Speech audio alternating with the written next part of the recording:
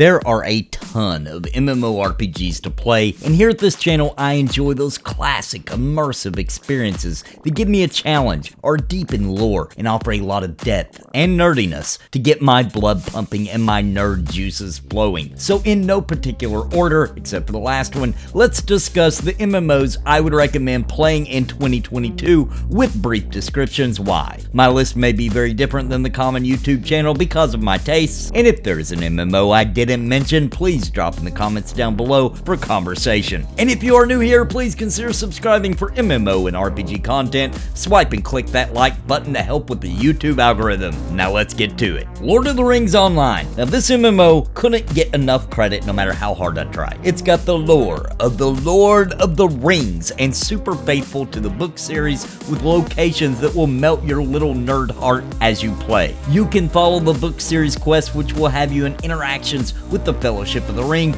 or you can just pick almost any quest in the game and it's sure to bring you a good time, sometimes even shocking you with how it interacts with the stories from the trilogy. Harkening back to places and things from The Hobbit or The Lord of the Rings, this is a nerd's absolute best friend. It's a bit pricey once you get up in levels, but should you make it that far, I doubt you will mind. Plenty on offer to get your juices flowing on the free-to-play side until you decide to jump in all the way. It is tab target and has all the fantasy classes and races, although some of the names of the classes may take a little digging in to see which archetype they fulfill. I highly recommend Lord of the Rings Online with instanced and open dungeons, group play and solo play. It is one of the best at the time of this recording if you just want a full immersion in the coolest world, Middle Earth. I mean, come on. One of the best worlds ever made in fantasy fiction. EverQuest 2.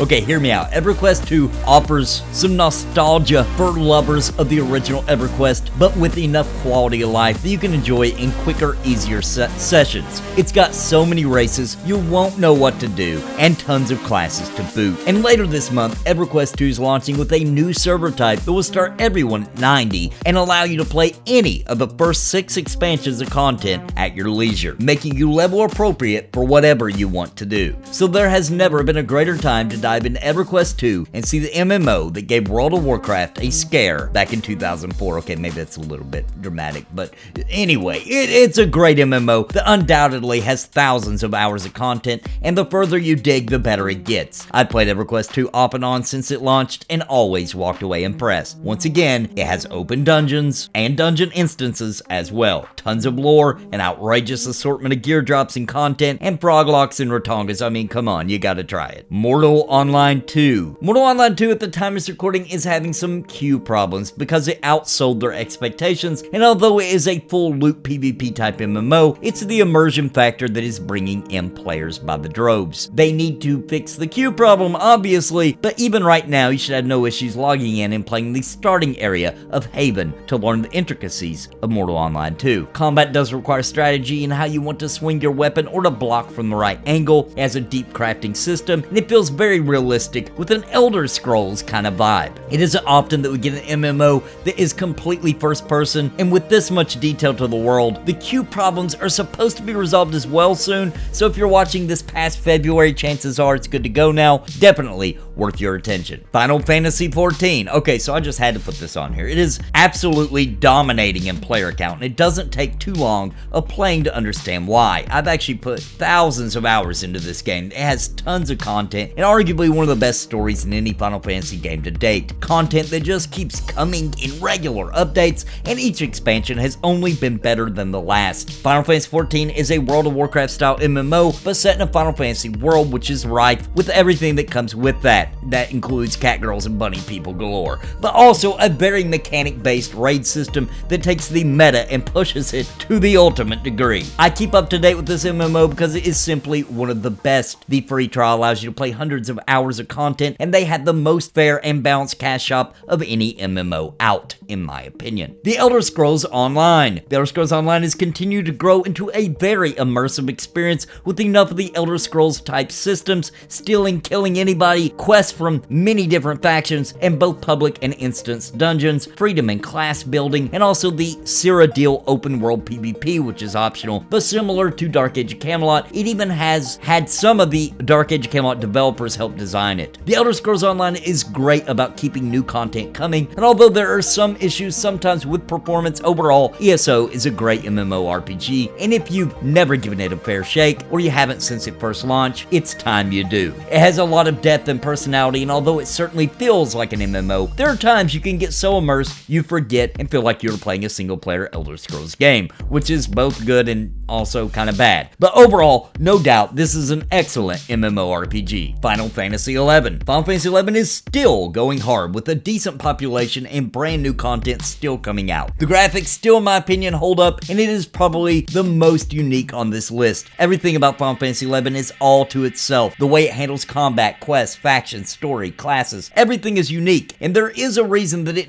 so many people still talk about how much fun they have with this classic MMO, and all of that fun is still there, available on PC for anybody to dive in and live it or relive it. It is easier now than it used to be with Trust, Final Fantasy XI's version of Mercenaries, to help you play the content you want without waiting for a group. Now, once you start getting into higher level content, however, groups are still readily available. This is one I always come back and play, and it still has a ton of fun and adventure in the world of Vana'diel. Project Gorgon. Project Gorgon is an MMO passion for its indie wife-husband combo, and it's a very unique twist on classically spirited MMOs. The graphics aren't really something to write home to mama about, but it has a deep soul and plenty of fun dungeon delving and adventure. It also has a very quirky sense of humor. Here's the deal, if you loved old school MMOs like EverQuest or Asheron's Call, you gotta give Project Gorgon a try. It has a healthy population, offers new lands and dungeons to conquer, and has slightly better graphics than its old predecessors. It's a cheap buy-in to play, and once again, if you like those classics, you'll find a nice new home here. EverQuest, or EverQuest P99. The original EverQuest still packs a punch, and there still is nothing quite like it. From trains to zone lines to epic feats with legendary items and enough content to last a lifetime, EverQuest will always be an excellent time. I recommend playing a TLP server for a better population at low level, or to try out EverQuest P99, which I'll have a link to into a video that will walk you through how to very easily get it set up and start playing in a jiffy. Some like to return for nostalgia, while others are still trying it out for the first time. There is a reason that this MMO still gets regular updates even 23 years after its initial launch, with new TLP servers and expansions every year. It is simply an absolute classic that every MMO player needs to experience. Dark Age of Camelot. Dark Age of Camelot completely changed the way MMO players looked at PvP with its 3-faction RVR trio war frontiers. Dark Age of Camelot may not be anywhere near the awesome level it was back in the early 2000s, but it still is a force to be reckoned with, offering to this date the best PvP experiences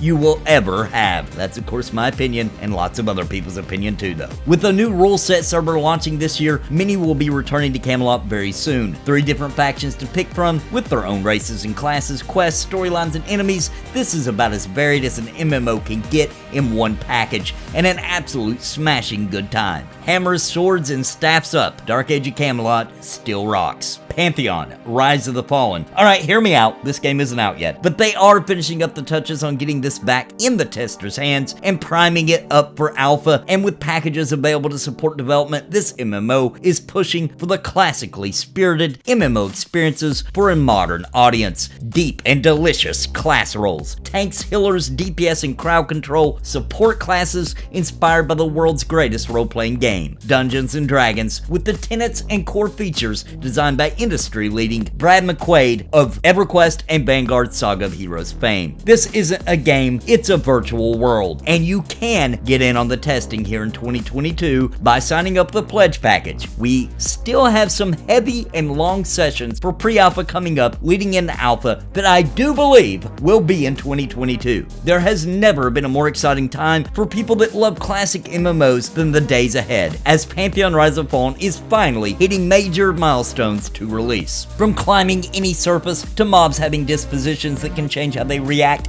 and fight, to a dynamic weather system that can help or hinder you depending on many factors such as what spells you have, the gear you wear, and it's all in an open world with deep and dark public dungeons littering the world and entire raid areas full of content and juicy items to fight for. Pantheon Rise of the Fallen is my most anticipated MMO RPG of the future, and 2022 is looking like some of the best times in MMO history as we get back to testing it out. Pantheon is finishing up, running through the HDRP pipeline time, which is a fancy way of saying the graphics are about to improve tenfold and the world is coming alive. So in my opinion, there is no other MMO worth throwing money at quite like this one. I have a link in the description, pantheonmmo.com, so you can look at pledge packages and jump in on the action extremely soon. I hope you enjoyed my look at the best opportunities to play awesome MMOs in 2022. Head down to the comments section if your favorite MMORPG wasn't mentioned, or to talk about the MMOs I did mention. I think 2022 is going to be a fantastic year for MMOs, and if you want more MMO coverage, please hit subscribe and like this video to get it across the eyes of more MMO fans. Until next time, my friends, God bless and happy gaming.